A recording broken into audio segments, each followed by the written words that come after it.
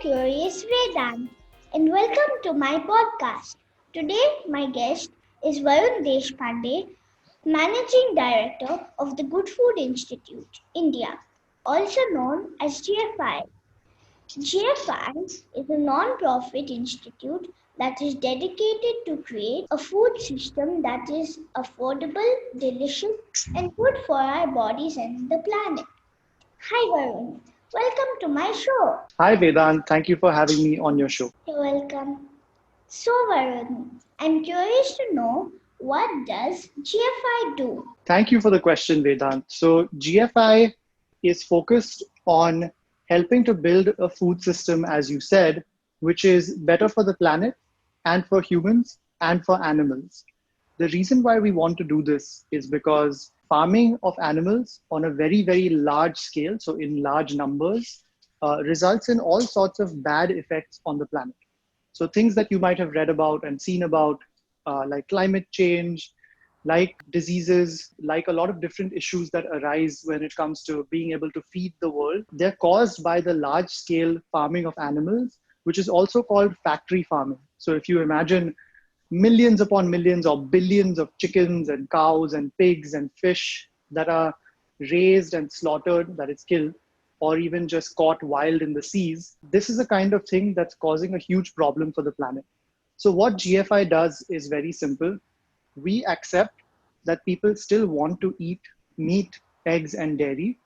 We don't try to convince people not to eat those things because it's hard to convince people and because we don't want to get into a fight about what people should and should not eat. So we try and make meat, eggs, and dairy in a different way, without animals. We try and take animals out of the food supply. Why should people eat less meat, eggs, and other animal products? So it's very simple, Vedant. The main reason why all of these problems that I just mentioned to you is happening is because we eat animals who eat plants. So we need to grow those animals at a very large scale. So in huge numbers, 1,000 times 1,000 is a million, and 1,000 times a million is a billion.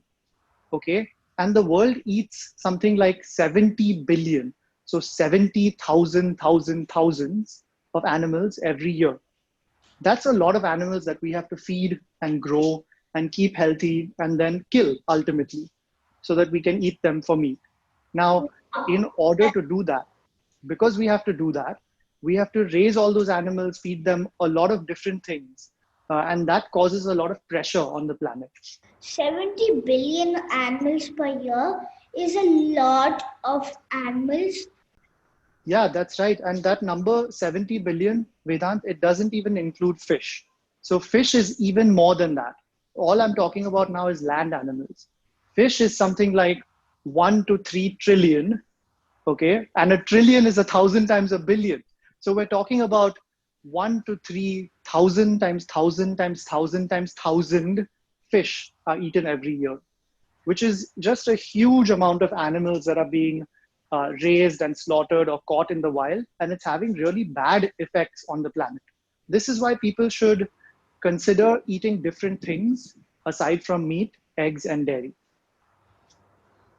What are the different kinds of alternatives to meat, eggs, and other animal products? So Vedant, this is where it gets really exciting. So as I said before, and you asked me, why should people eat less meat, eggs, and dairy?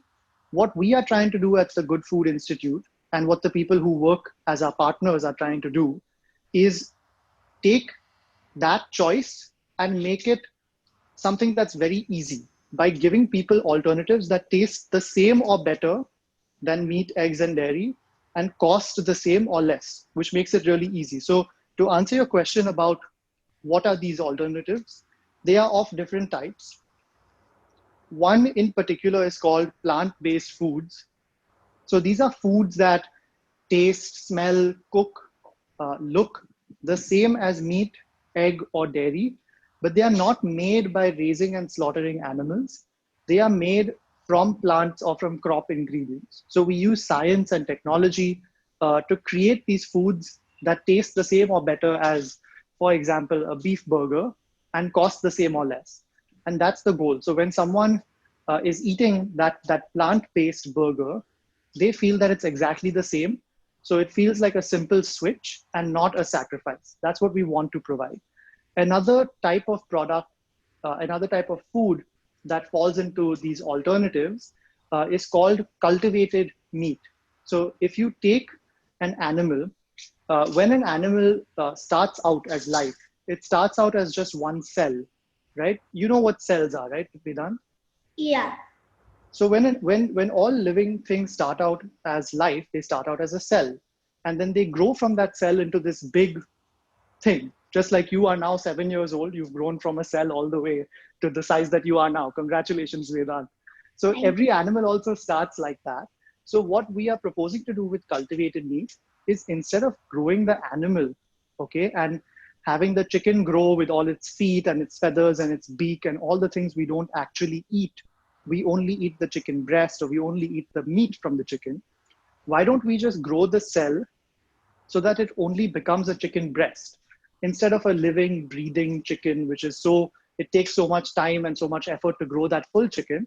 Why don't we just grow a chicken breast or a beef steak or a pork chop just from the cells? So that's what we do with cultivated meat, is we take the cells and we farm those cells directly instead of farming the animals. So these are the two types of alternatives, Vedant, as you asked. Plant-based and cultivated are the two main types that we're seeing approaching the market now. How do you make these alternatives using science and technology? In what way do you make them? Do Great you question. Yeah. So with plant-based foods, Vedant, we use some of the same techniques that have been used in food for a very long time. So if you've ever seen pasta being made, for example, you use rolling, you create a dough, you then pass that pasta under some heat and pressure. So when you heat it up, when you press it, it becomes that hard pasta that you get in a box, and then you cook at home. You boil it at home, and then it becomes soft again. Have you ever cooked pasta, Vedant? Yes. And it's a lot of fun, right, to cook a pasta. So the way that you make a plant-based meat is almost similar to that. So you use some of the same machines, some of the same techniques. You mix up those different plant ingredients. So you might use beetroot, you might use peas, you might use potato protein. So different things that are different ingredients that you get from different plants, and you give them the same kinds of processes, heat and pressure. And when you mix them together, you get something magical, which is this substitute for meat, which tastes the same or better and costs the same or less. In what way is plant-based food better than animal-sourced food? The actual benefits of plant-based foods, they are huge, because you don't need to grow a chicken, raise a chicken, and then kill it for food. You don't have to grow all of those crops to feed the chicken, and then feed part of that chicken, that is the chicken breast or whatever you want to eat, to humans after that. You basically use much less land. So 20 to 25 times less land, much less water. You emit much fewer greenhouse gases. You use much less energy. So there are huge benefits to doing something like this. So one company, for example, Vedant, is called Beyond Meat in the US. And Beyond Meat makes the Beyond Burger, which is designed as a plant-based food to replace the beef burger from cows. But because it's made from plants, and because they have those benefits that I just told you about, it uses 20 times less land, 25 times less water, so much less energy. In fact, if you look at Americans eat, on average, Vedant, can you guess how many beef burgers Americans eat per week? 19 billion? Okay, can you tell me how many burgers you think one American eats on average per week? 10? That's not bad, actually. That's a pretty good guess. It's actually three, okay, which is still a very high number if you think about it. Americans eat three beef burgers every week.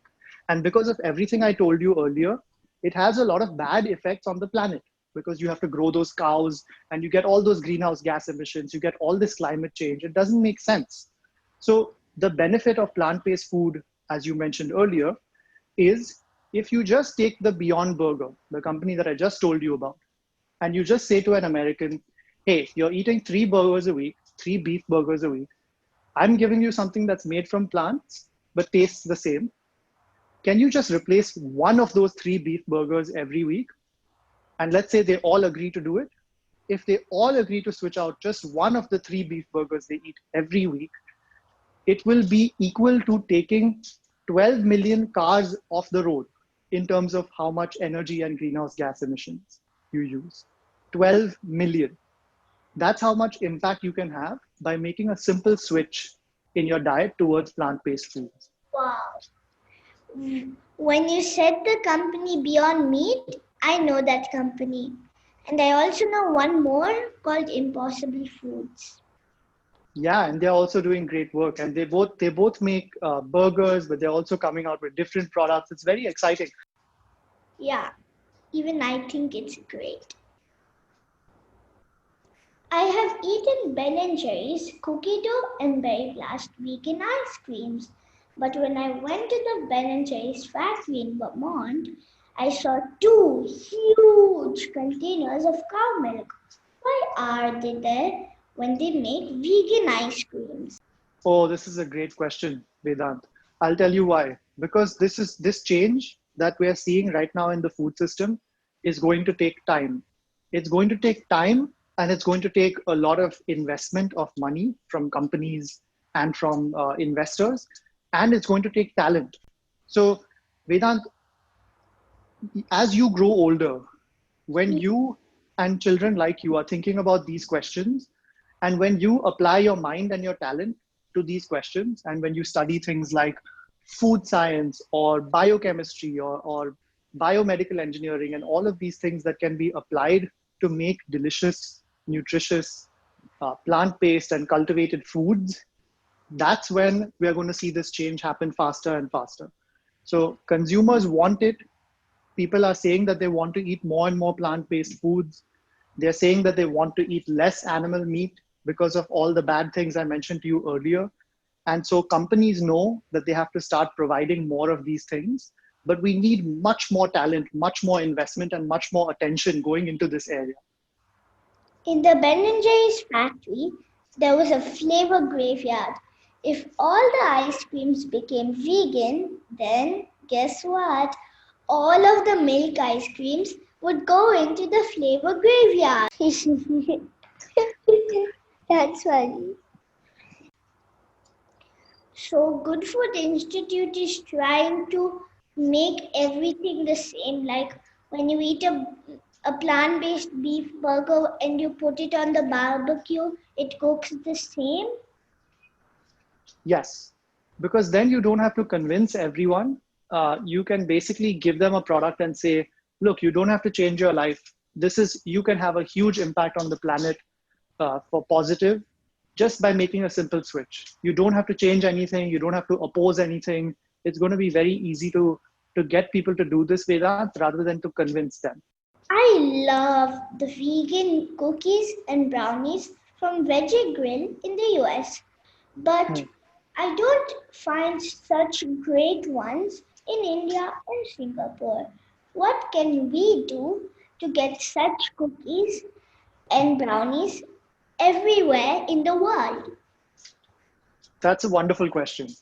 So, food, the way that the food business works, is not just the person who's making the cookie at the end of the line. It also involves all the ingredients that go into the cookie, and it involves all the expertise that's needed to make those ingredients. So, in the US, you have huge numbers of these ingredients, right? So, you have replacements for egg in baking, you have replacements for milk in baking so that you can get that perfect cookie, which is crumbly and soft and chewy or exactly whatever you like, right, Vedant? But in India and in Singapore, some of these things are missing. And we have to do a lot of work to bring that into the future. We have to do a lot of work to create that ecosystem. Okay. I had fostered a dog for a day and had named her Chuno. Now she is called Bella and she is with you. How is she? Please tell her I miss her. Oh, thank you so much. Bella is well. She is currently hanging out with my mother right outside the door. Bella is having a blast. She's really enjoying being spoiled by my entire family, and she's being very naughty. Thank you so much for coming on my show. Thank you for having me, Vedant. Dear listeners, follow my Facebook page, Curious Vedanth, to get updates on my upcoming episodes. To listen at leisure on your phone and get notified about future episodes, subscribe by searching for Curious Vedanth wherever you get your podcasts, such as Apple Podcasts, Spotify, Stitcher, Google Podcasts, iHeartRadio, and many more. Thanks for listening to Curious Vedanth. Do not forget to rate and leave comments.